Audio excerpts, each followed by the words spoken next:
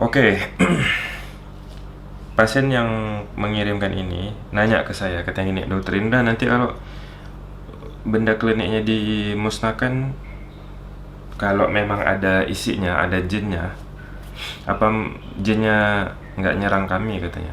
Saya jawab tidak. Wallahu a'lam. Biasanya tidak, biasanya yang diserang itu kalau memang mereka mampu ya, perukiahnya, orang yang memusnahkan ini. Ini kan rumah dia nih. Kalau memang ada isinya ya, dia diikat di sini gitu sama orang yang ngisi, yang masukkan dia. Jadi kalau tempatnya dimusnahkan ya, dia biasanya keluar dari situ. Mungkin tinggal atau ada di sekeliling orang yang musnahkan tempatnya ini. Ya itu ya di rumah perukiahnya berarti. Atau ngikut perukiahnya, ngikut gitu, ganggu misalnya. Itu resikonya tuh kalau jadi perukiah.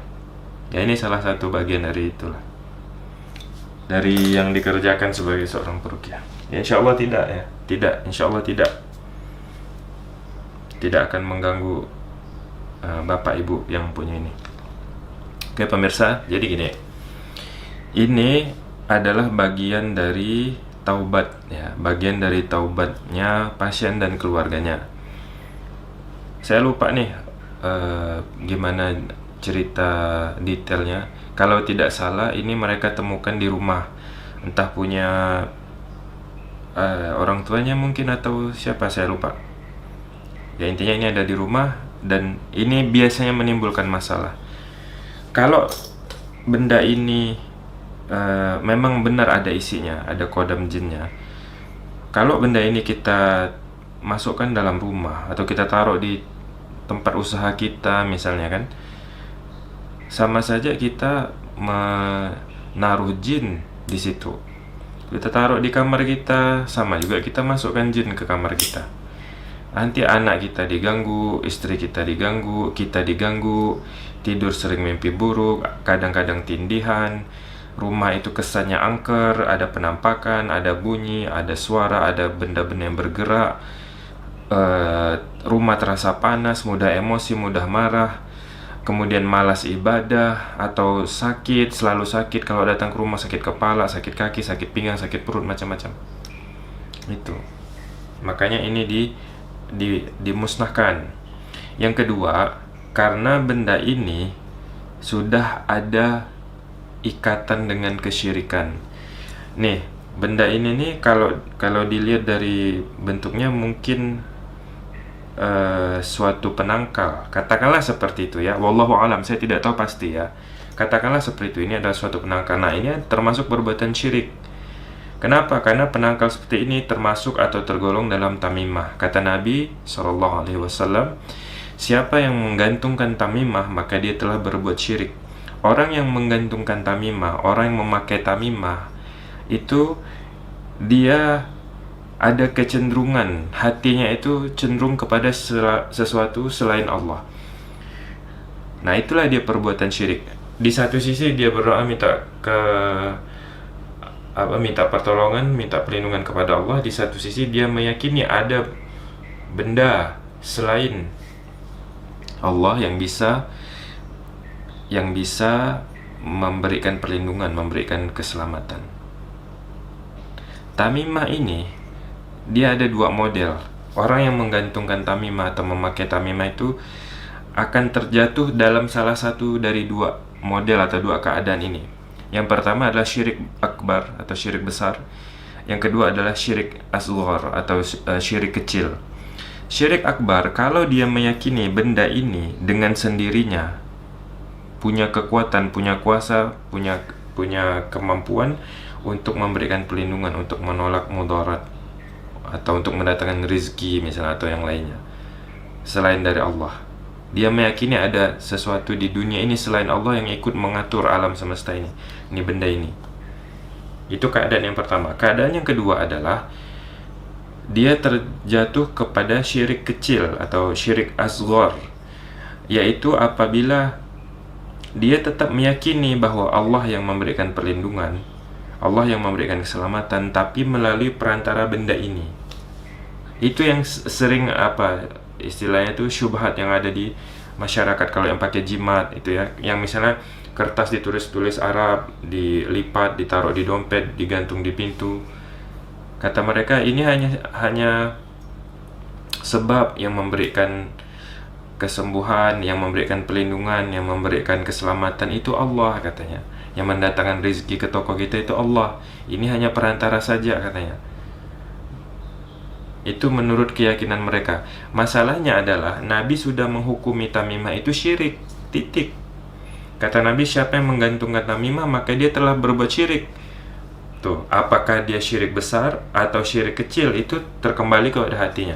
Kalau dia meyakini benda ini dengan sendirinya punya kemampuan itu, dia terjatuh kepada syirik akbar. Kalau dia hanya meyakini tetap Allah yang memberikan semua itu, tapi melalui perantara tamimah ini, maka dia tetap syirik kecil, jadi tetap syirik hitungannya ya. Wallahu a'lam.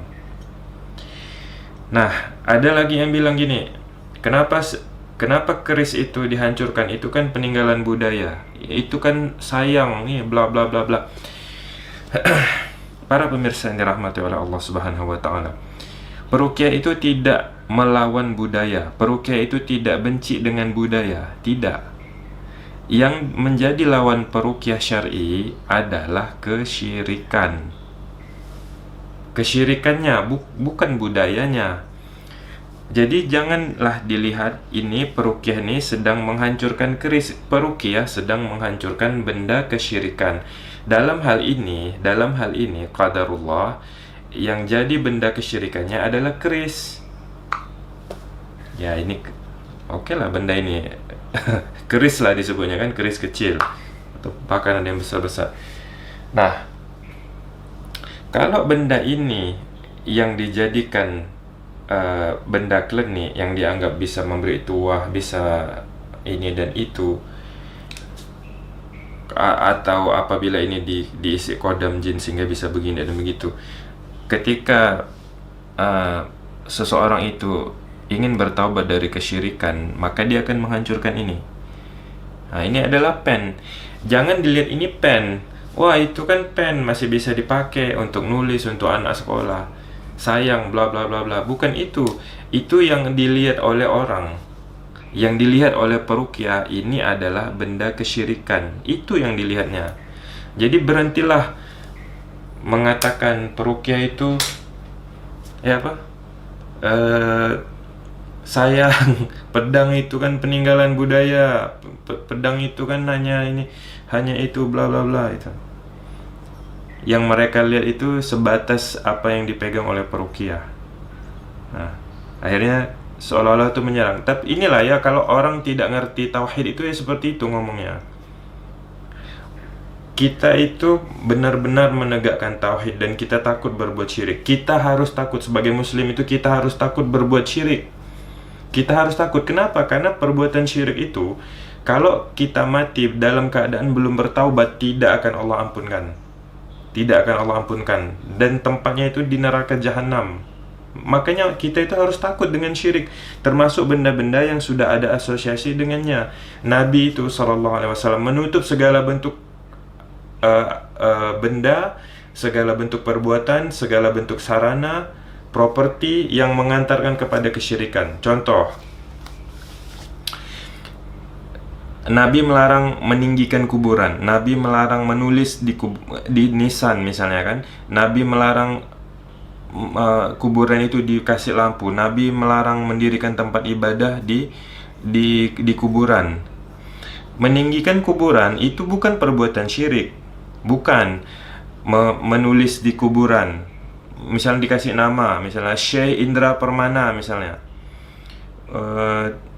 Apalagi memberi lampu di kuburan, terus kuburan dibuatkan masjid, kan ada tuh di beberapa tempat kaum muslim itu masjid kuburan dibangun tempat ibadah.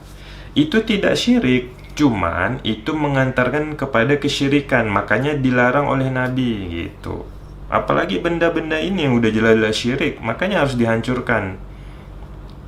Itu yang dilihat oleh peruqyah dan yang ditegakkan oleh peruqyah. Itu yang diedukasikan peruqyah syariah kepada pasien dan keluarganya. Nah, itu ya. Jadi tolonglah ya kaum muslimin, kepada saudara-saudara saya, saudara-saudara seiman, kaum muslimin dan muslimat, perkuat tauhid. Tauhid itu lawannya adalah syirik.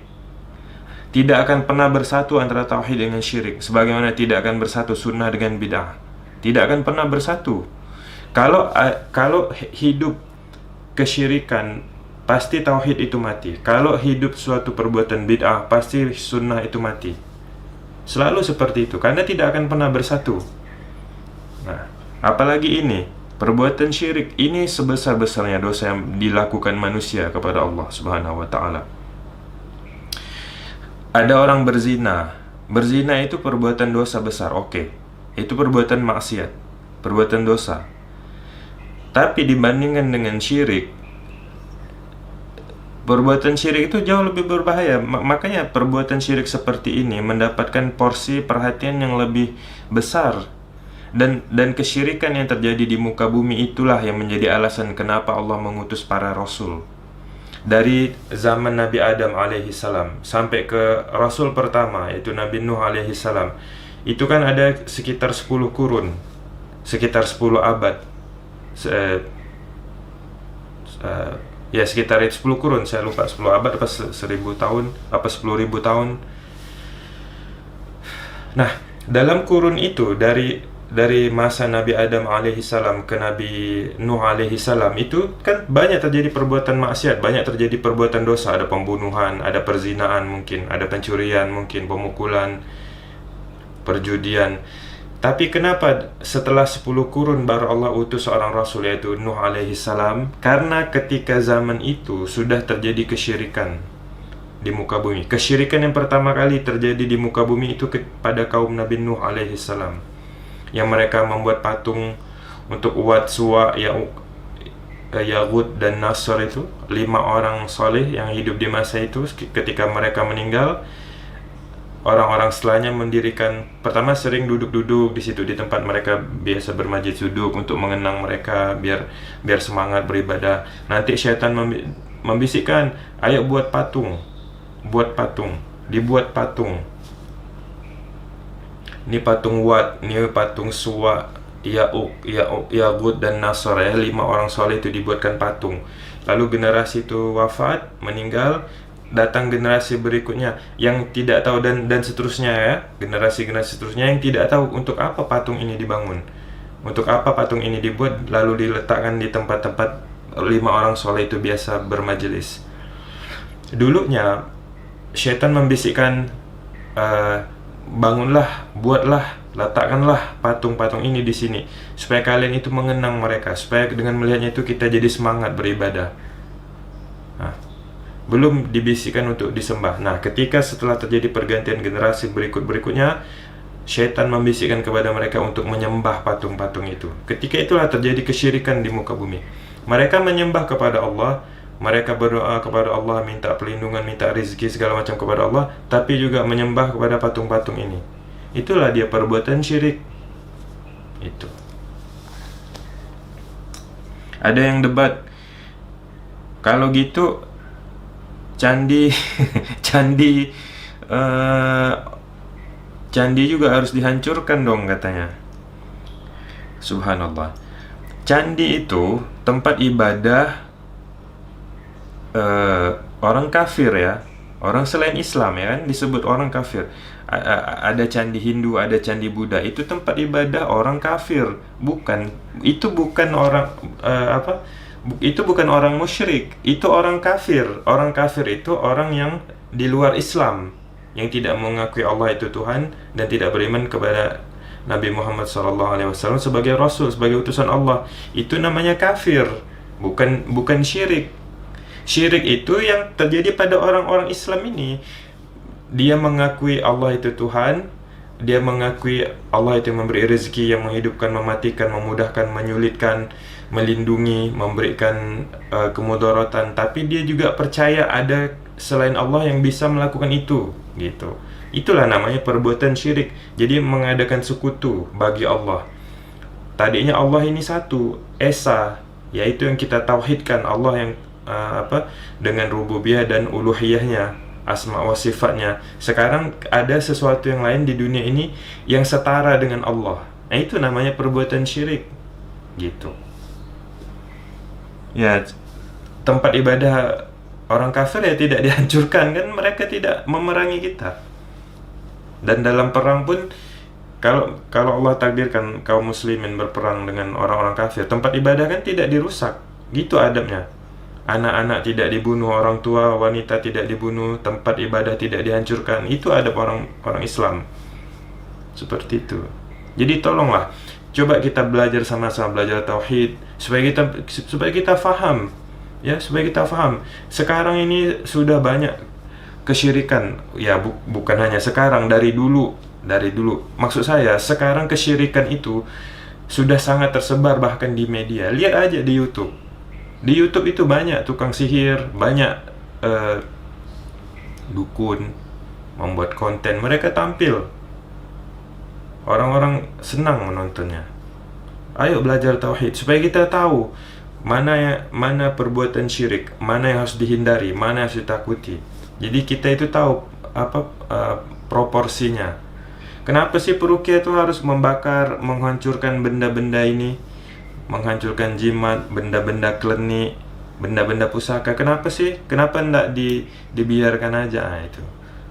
Orang yang bertanya seperti itu ya karena tidak tahu betapa berbahayanya benda ini bagi kaum muslimin, terkhusus bagi pasien dan keluarganya. Itu, ya, wallahu a'lam. Oke, ya sudah.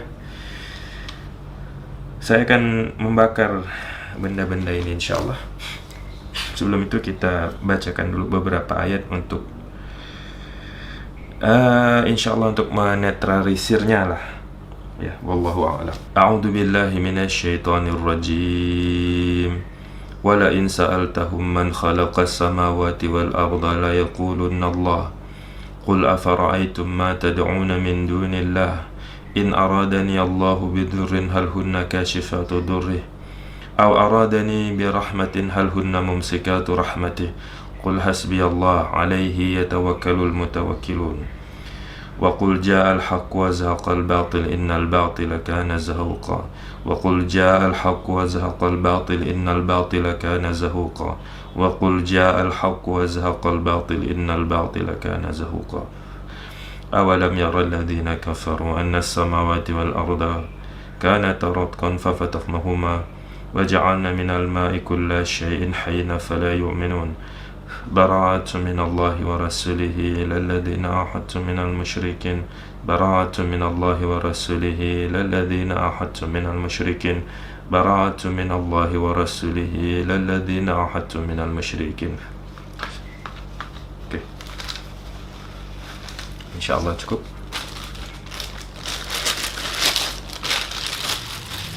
Ini ya, gimana?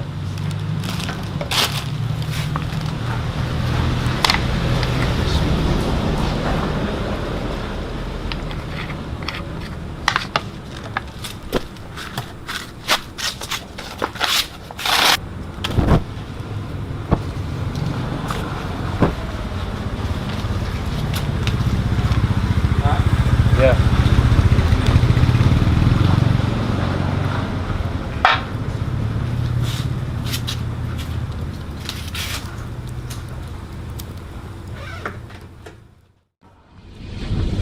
والسابقون السابقون